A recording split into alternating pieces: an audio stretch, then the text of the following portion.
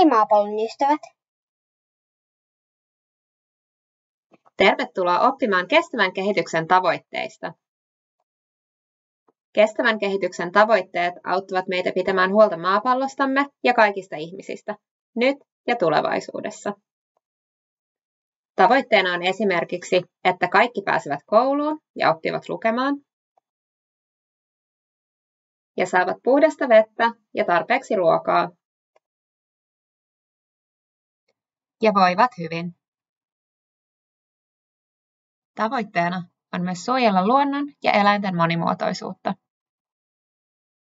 Ilmastonmuutoksen ja ihmisten toiminnan vaikutuksilta. Kestävän kehityksen tavoitteet koskevat kaikkia ihmisiä ympäri maailman. Ja jokainen meistä voi vaikuttaa niiden toteutumiseen omilla teoillaan ja valinnoillaan. Kestävän kehityksen tavoitteita on yhteensä 17. Tavoitteista sovittiin Yhdistyneiden kansakuntien eli YK:n kokouksessa vuonna 2015.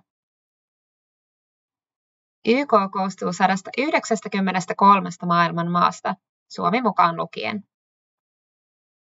Tässä videossa kerromme erityisesti ensimmäisestä tavoitteesta, joka on ei-köyhyyttä.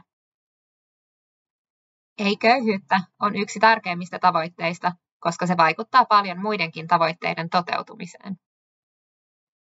Köyhyys tarkoittaa sitä, ettei ihmisillä ole tarpeeksi rahaa esimerkiksi ruoan, vaatteiden, lääkkeiden tai lelujen ostamiseen.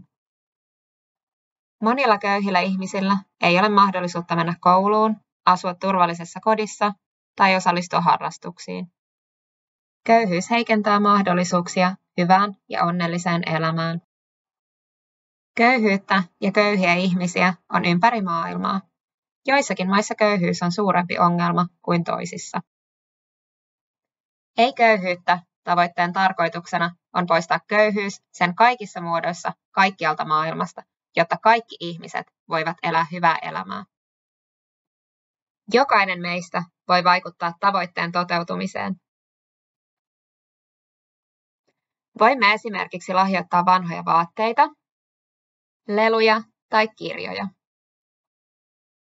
ja auttaa keräämään rahaa sitä tarvitseville.